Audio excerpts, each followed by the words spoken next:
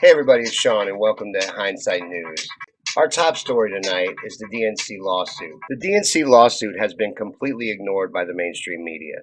They have blacked this story out, even though it's one of the most important stories in the news today, proving once again that the mainstream media doesn't cover real news. They only push the establishment agenda and peddle their propaganda as truth.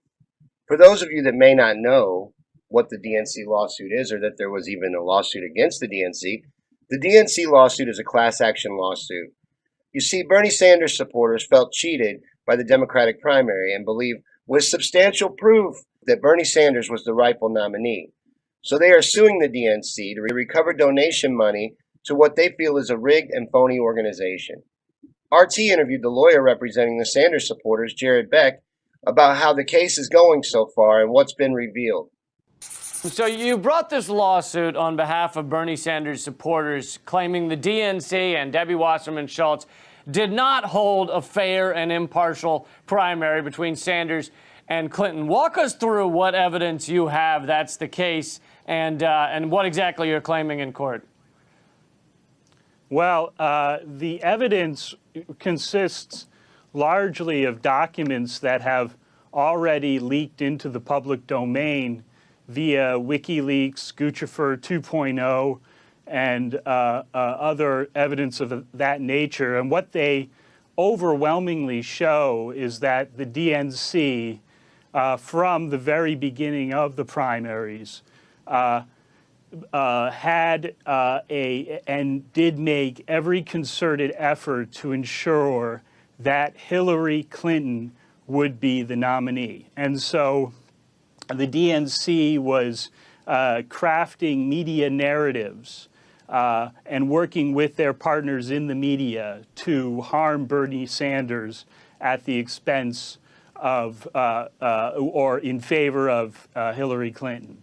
We also have evidence showing that the DNC was taking sides in disputes between the candidates, such as the famous Las Vegas chair throwing episode. We have Donna Brazile giving debate questions to Hillary Clinton in advance. And of course, we have the resignation of not just Debbie Wasserman Schultz, but other top DNC officials in the wake of the release of these WikiLeaks emails. So Right. We think that the evidence is very, very convincing that the DNC was not impartial or even-handed in its conduct of the Democratic primary process. Right, and those emails are pretty cut and dry. They're pretty obvious. And now I think a lot of people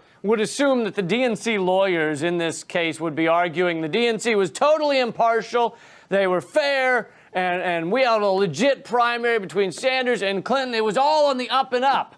But in fact, they aren't claiming it was a fair primary. Talk about why they claim this lawsuit should be thrown out. Right, and so at the most recent hearing on the DNC's second motion to dismiss the case before we even get to trial, the DNC's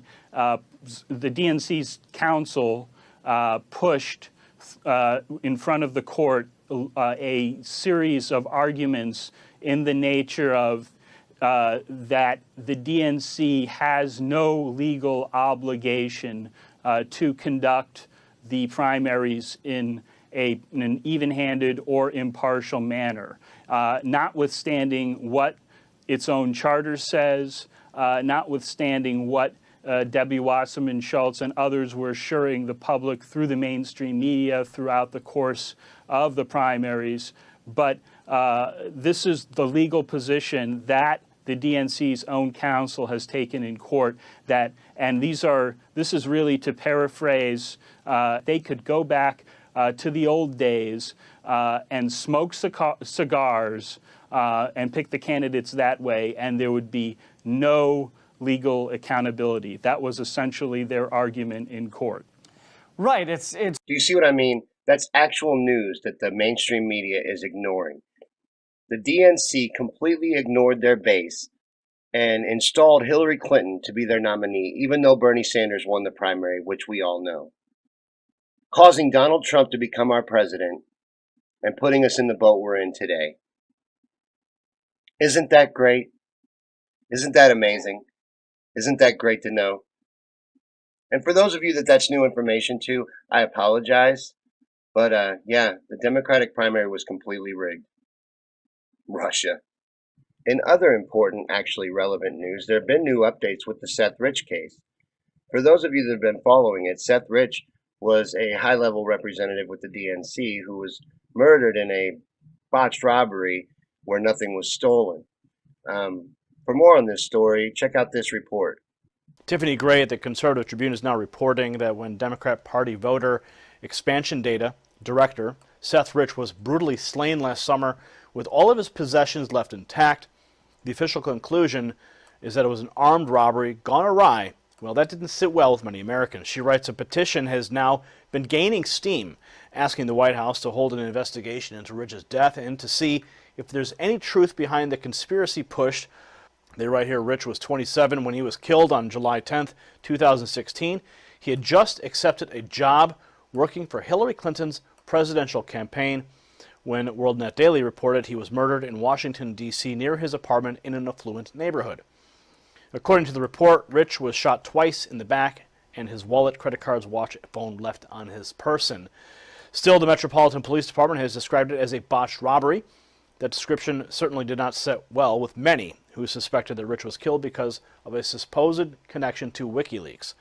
So, I think you guys all know what I'm about to say, but call to action. Let's all go over to whitehouse.org and sign the Seth Rich investigation petition.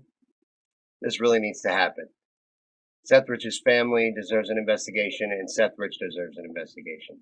And speaking of Seth Rich, I have a personal event coming up on July 10th that is part of a nationwide event being set up by a few people, some members of the Green Party and Daniel Clark of the Green Party. It's going to be a candlelight vigil for Seth. This vigil will be held to raise awareness for Seth and the Seth Rich case, to help there to be things like this investigation and bring awareness to Seth, because I believe that Seth is a national hero. I believe that Seth risked his life to get us the information that has been blamed on Russia. I think Russia is Seth Rich. Something else on my radar this week was the James Comey testimony. It had some interesting moments. Let's check out some highlights. Thank you for inviting me here to testify today.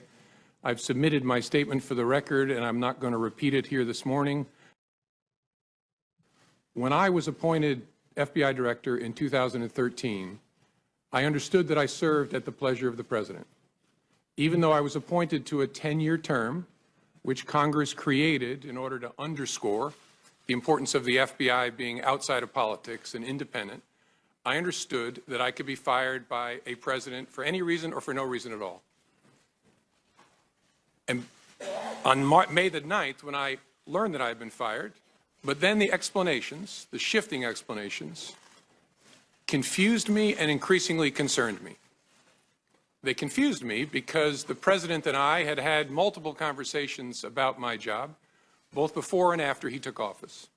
And he had repeatedly told me I was doing a great job and he hoped I would stay. Now, see, I've had that. Have you ever had that? I've had bosses that will tell you to your face that you're doing great work, but really they're getting ready to fire you. So it confused me when I saw on television the president saying that he actually fired me because of the Russia investigation, and learned again from the media that he was telling privately other parties that my firing had relieved great pressure on the Russia investigation. I was also confused by the initial explanation that was offered publicly that I was fired because of the decisions I had made during the election year.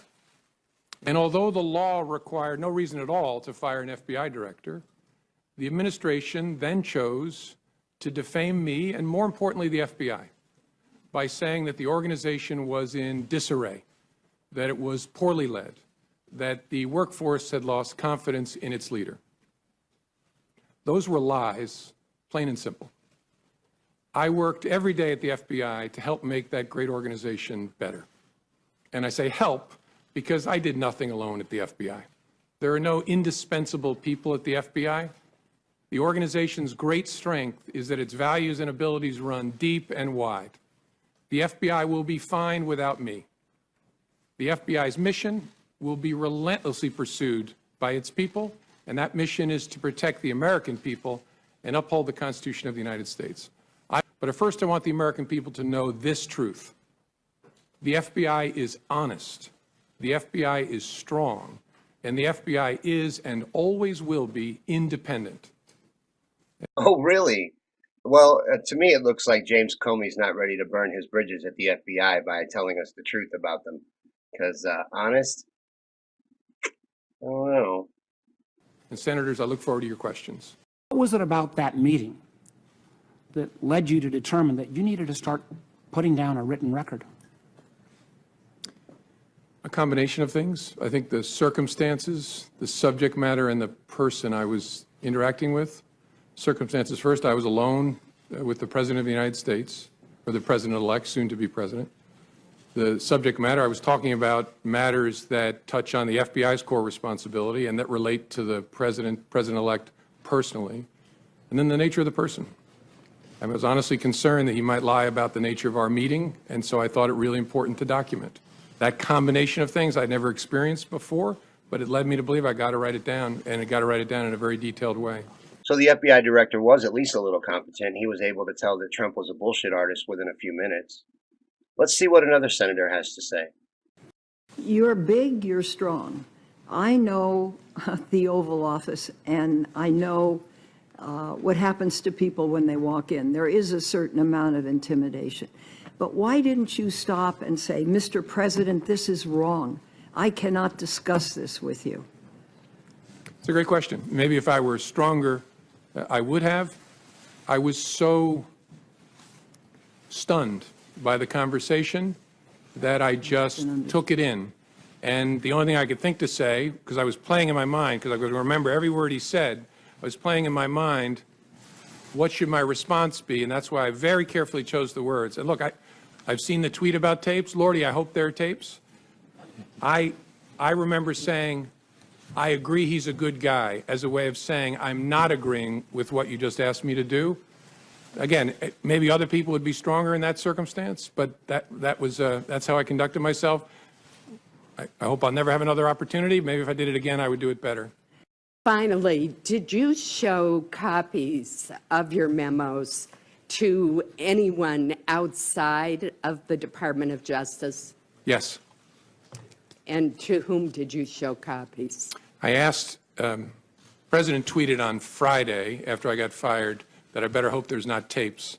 I woke up in the middle of the night on Monday night, because it didn't dawn on me originally, that there might be corroboration for our conversation. There might be a tape. And my judgment was I needed to get that out into the public square. And so I asked a friend of mine to share the content of the memo with a reporter. Didn't do it myself for a variety of reasons, but I asked him to because I thought that might prompt the appointment of a special counsel. And so I asked a close friend of mine to do it. And was that Mr. Wittes? No, no. Who was that? A good friend of mine who's a professor at Columbia Law School.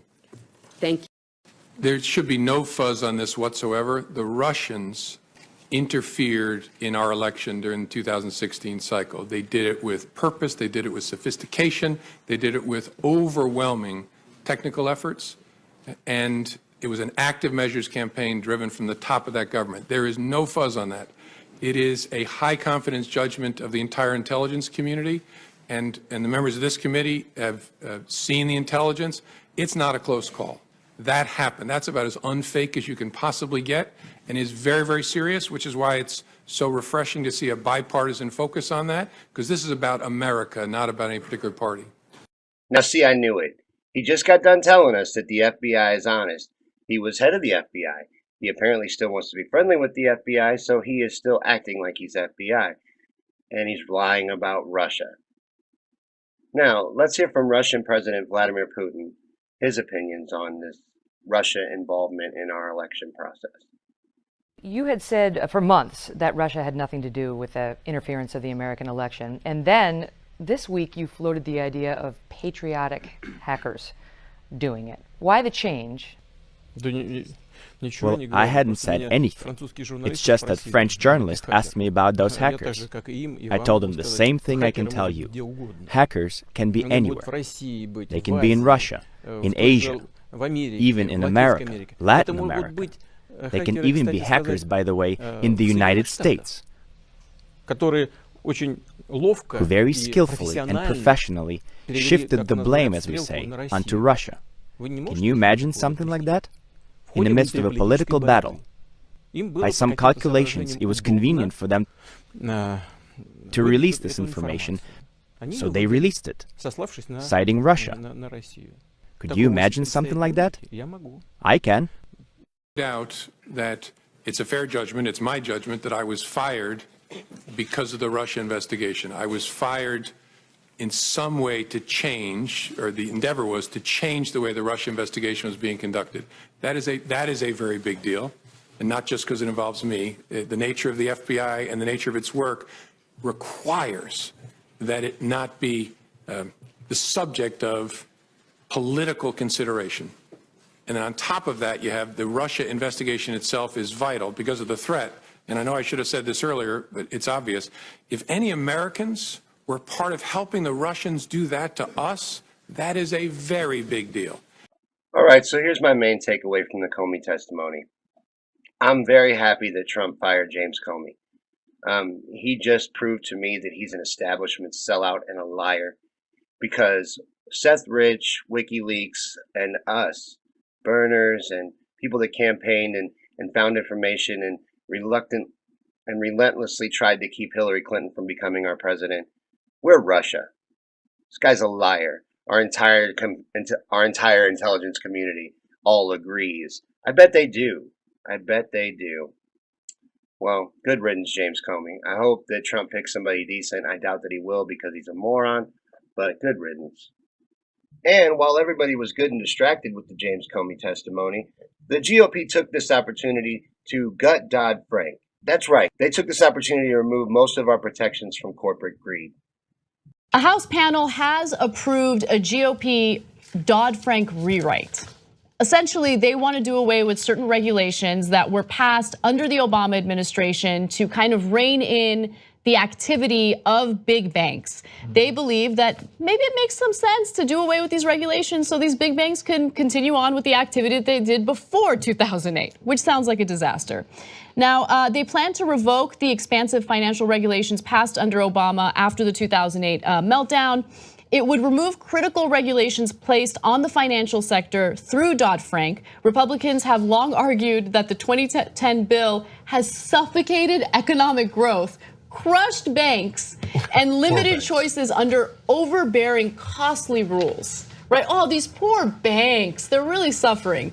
What's amazing is they made this argument that, I mean, year after year, we're only experiencing 2% growth. 2% growth is terrible. No, you know what's terrible? When the financial market collapses, right? Or when people lose their homes, when people are foreclosed because they were given predatory loans. Those are the types of things that are terrible, and we should be looking out for the consumer and protecting them. But you know what? 2% growth isn't good enough. These politicians responsible for doing this are disgusting, and you will burn in hell for your greed. The UK election just happened, and Theresa May got her ass kicked.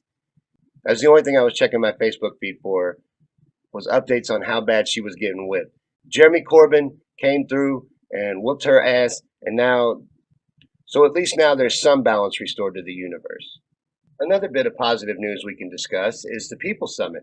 That's been going on this week, and I'm really sad that I missed it. There's been a lot of great people that I follow on Facebook that are there, covering it and updating it, and it looks like so much fun. I hope to be there at the next big event like that, and it's a shame that I missed it.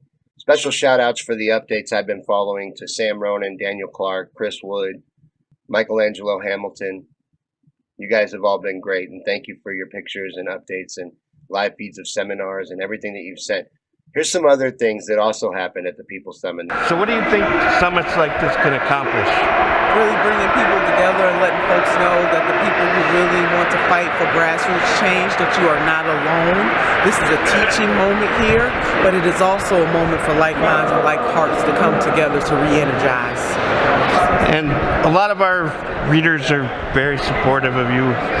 What do you plan on running for in the future? Oh my goodness, I don't know yet. I'm really honored that people in the great state of Ohio and all across the country actually want to see me run for governor of the state of Ohio. I'm not quite sure what I want to be when I grow up, but this I will tell your readers is that I am going to continue to use my political cachet and my gifts to make this world a better place. Being on that national stage, fighting for single-payer health care or Medicare for all, fighting for paid family medical leave, fighting to make the criminal justice system more just, fighting for our children, fighting for our environment, and fighting for humane immigration reform in this country.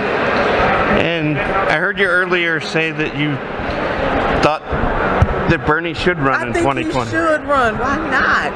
Everybody's still feeling the burn and feeling it all over the country. And partly the People's Summit is because he got out there and he always said it's not about me, it is about us. When you see over 4,000 people in here, very diverse, 54% of the people at the People's Summit this year are people of color. So you see the mosaic of us. 49 states are represented, including plus Puerto Rico are represented in this space right now. So I hope that Senator Sanders, in the same spirit of President Nelson Mandela from South Africa, I hope he will run again in 2020. Okay, thank you. Okay, thank you, darling. Well, that was a really good interview by Political Revolution TV. Let's see, what else happened at the People's Summit? Can't remember. Oh, yeah. Bernie talked. Would you guys like to see a little bit of Bernie? That is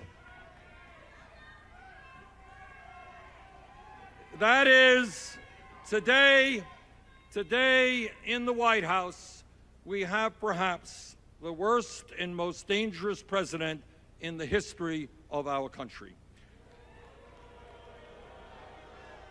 And we also have, not to be forgotten, extreme right-wing leadership in the U.S. House and the U.S. Senate.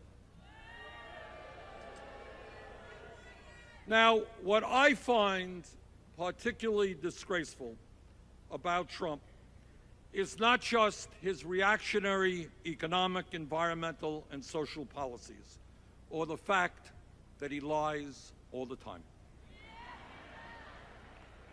What I find beyond belief is his incredible hypocrisy. This is a man who ran for president telling the people of this country that he was going to stand up for the working class, that he was going to stand up to the political and economic establishment. And then, once he got elected, and without a second's hesitation, he brings more billionaires into his administration than any president in history. And he hires the former president of Goldman Sachs to be his chief economic advisor. And then 4 months within his administration, he pushes some of the most destructive pieces of legislation in the modern history of our country, legislation that will cause intense suffering and pain for millions of working-class families. Mr. Trump, do not tell us that you are a friend of the working class when you propose to throw 23 million Americans off of health care.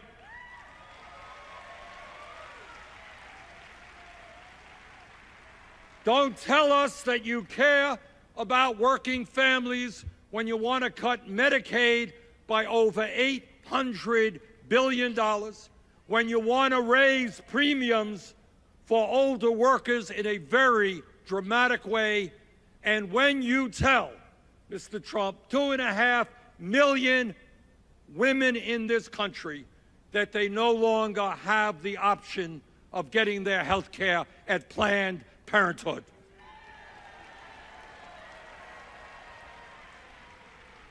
President Trump, spare us the lies and the hypocrisy. Don't tell us that you are a friend of working families when you propose devastating cuts to Head Start, child care, public education, when you make it harder for working class kids to get a college education because of massive cuts in the Pell Grant program.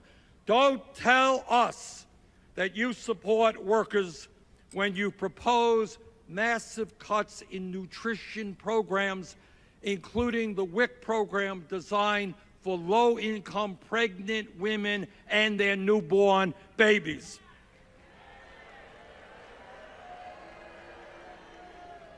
Meanwhile, at the exact same time and within the exact same legislation, as Trump makes massive cuts to life and death programs for millions and millions of children, working people, the elderly, the sick and the poor, at the same exact time, he proposes a budget that over a 10-year period would provide $3 trillion in tax breaks to the top 1%.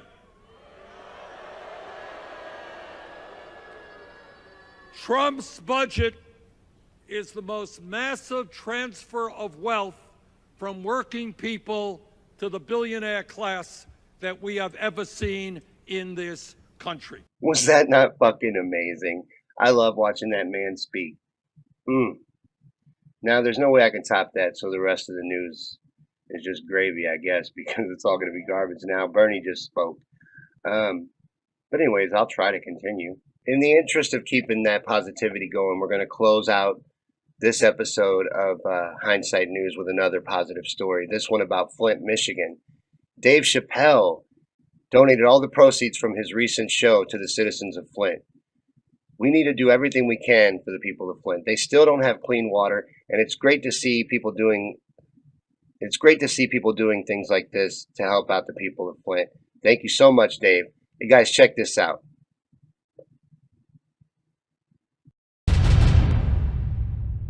Oh yeah, last thing I want to tell you guys. I'm honored that you guys came here tonight. I want you to know that just by coming to see me, you supported the city. I'm not taking it down.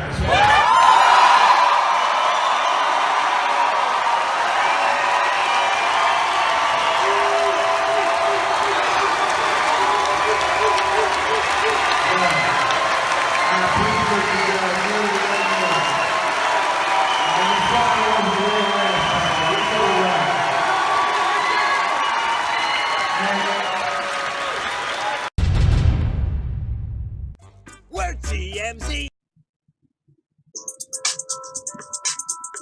All right, guys, that has been this first episode of Hindsight News. I hope you enjoyed it. We will be doing this every Sunday night at 9 p.m. And this is the first time, so I need to announce this. There will be a live feed right here in about 10 minutes to discuss the show.